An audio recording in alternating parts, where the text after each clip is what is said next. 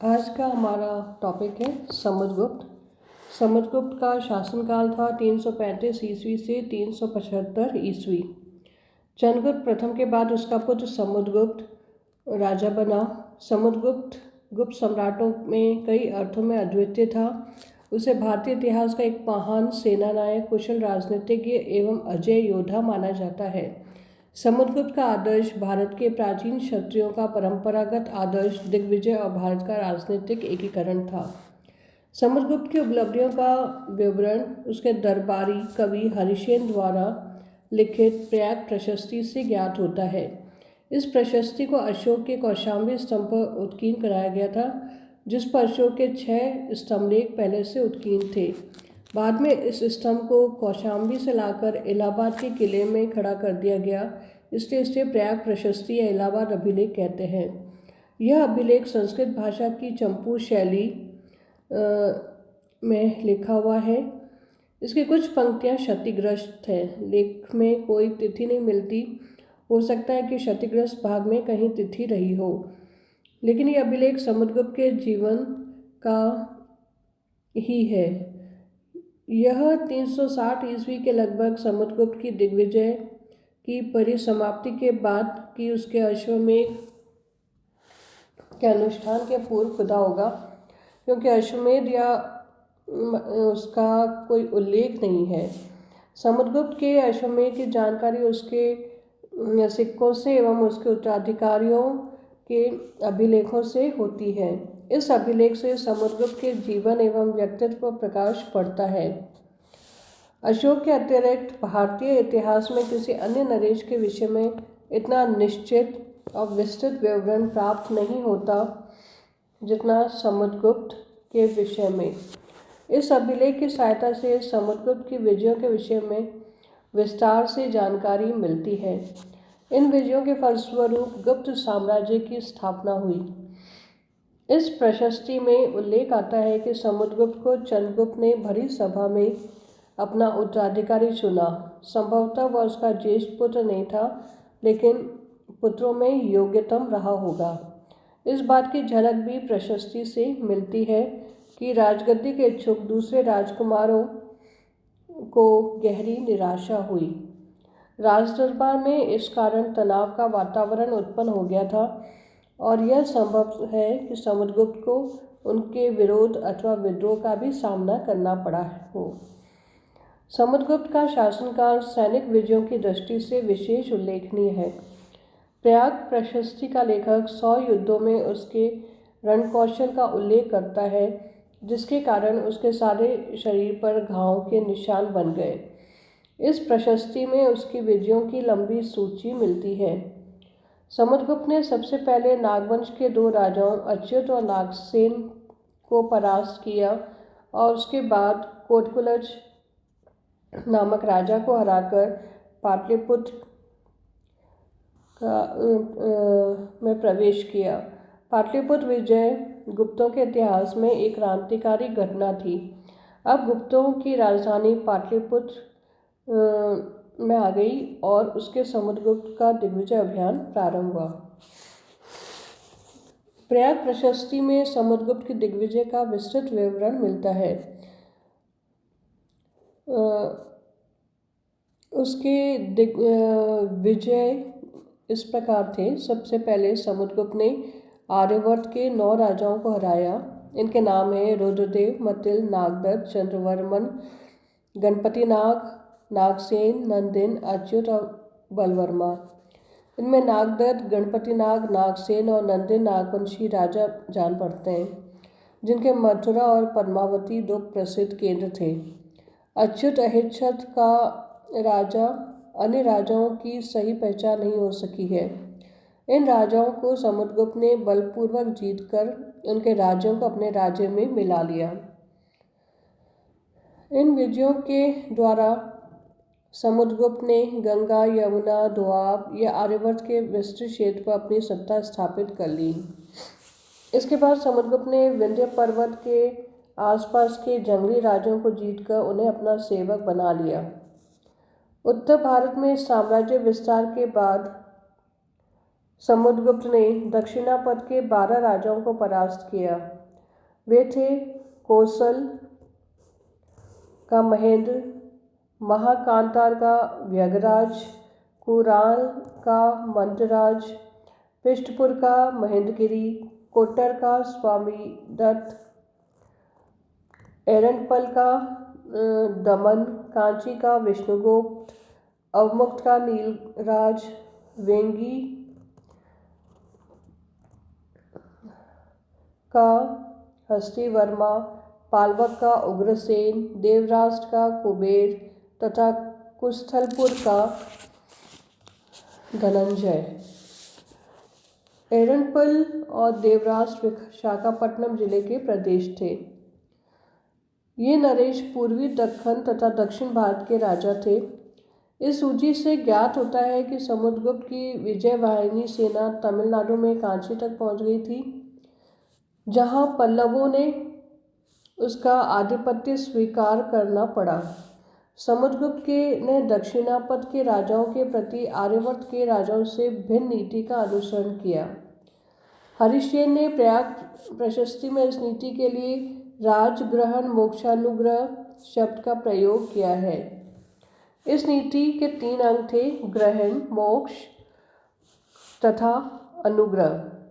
अर्थात समुद्रगुप्त ने इन राजाओं को पराजित कर इनके राज्य न छीनकर उन्हीं को लौटा दिए। कालिदास कृत रघुवंश में इस प्रकार की विजय प्राप्त करने वाले को धर्मविजय की संज्ञा दी गई है। वस्तुतः इस प्रकार की नीति का अनुसरण करके समुद्रगुप्त ने राजनीतिक दूरदर्शिता और व्यवहारिकता का परिचय दिया।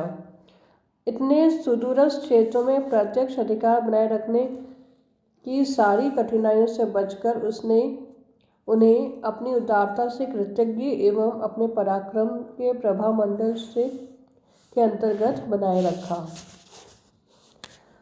आर्यावर्त और दक्षिणापथ में समुद्रगुप्त की विजयों ने प्रत्यंत राज्यों और गणों को भयभीत कर दिया और उन्होंने बिना युद्ध के उसके अधीनता को स्वीकार कर लिया। वे समुद्रगुप्त के प्रचंड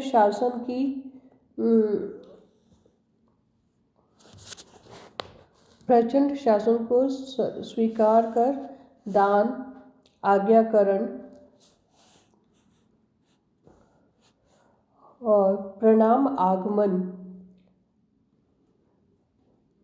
को स्वीकार किया। इनमें 5 राज्य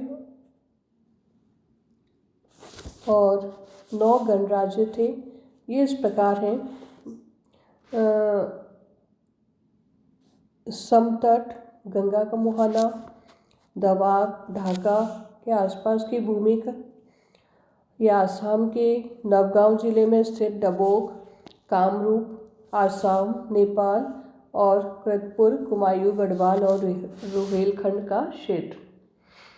9 गणराज्य थे: मालव, अर्जुनायन, यौधे, मद्र, आभीर, प्रार्जुन, संक्रानिक, काक और खरपरिक। समुद्रगुप्त के पराक्रम और यश का सूर्य ऐसा चमका कि पड़ोस के विदेशी राज्यों ने भी उसकी तेजस्विता को अनुभूत किया और समुद्रगुप्त से अधीनस्थ भाव से मैत्री संधि कर ली। इन विदेशी राज्यों ने समुद्रगुप्त के वर्चस्व को स्वीकार कर कुछ शर्तें स्वीकार की, जैसे आत्मनिवेदन, कन्योपायन, दान और गरुत्मतक। इन शर्तों को से मालूम होता है कि समुद्रगुप्त पड़ोस के विदेशी राज्यों में बराबर का मैत्री संबंध नहीं था, बल्कि विदेशी राज्य समुद्रगुप्त के अधीन मित्र थे। जिन विदेशी राज्यों ने ये शर्तें स्वीकार की उनके नाम हैं देवपुत्र शाही, शानुशाही, उर्वरती कुषाणों की शाखा जो केदार कुषाणों के नाम से जानी जाती है और पश्चिमोत्तर भारत में पुरुषपुर या पेशावर से राज्य कर रही थी। शक मुरुंड पश्चिमी भारत के शक क्षत्रप कुछ विद्वान शकों एवं मुरुंडों को अलग अलग मानते हैं।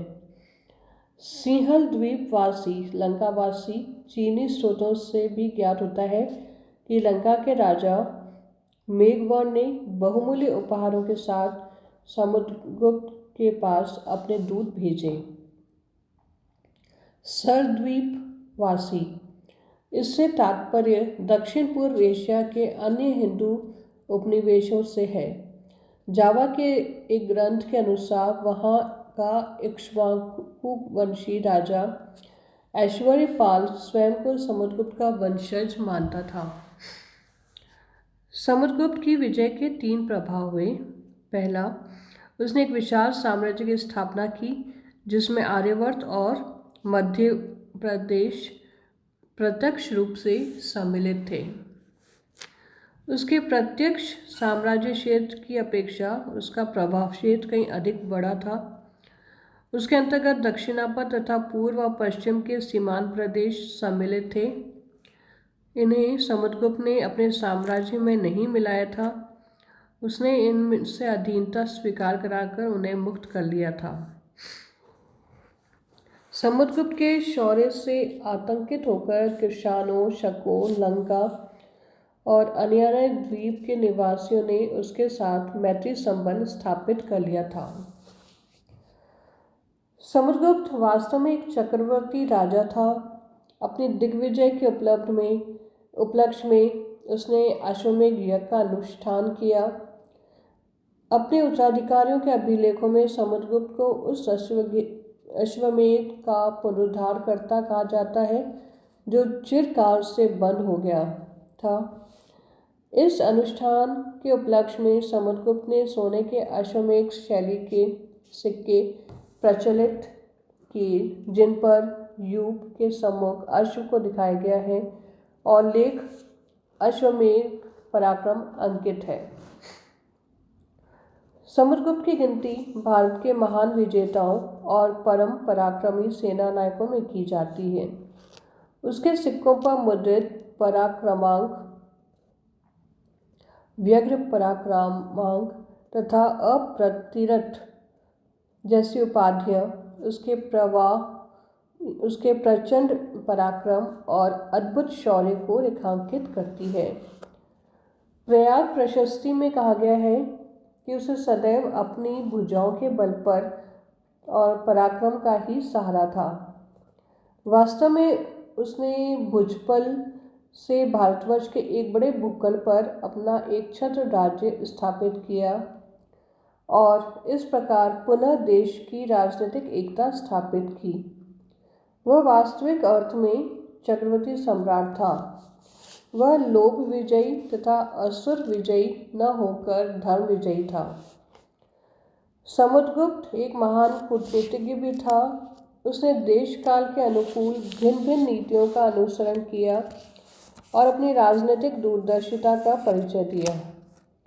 आर्यवर्त में उसने उन्मूलन और प्रसोपधरण की नीति का पालन करते हुए उस क्षेत्र के राज्यों को अपने साम्राज्य में मिला लिया, परंतु दक्षिणापथ में उसने ग्रहण मोक्षानुग्रह की नीति अपनाई।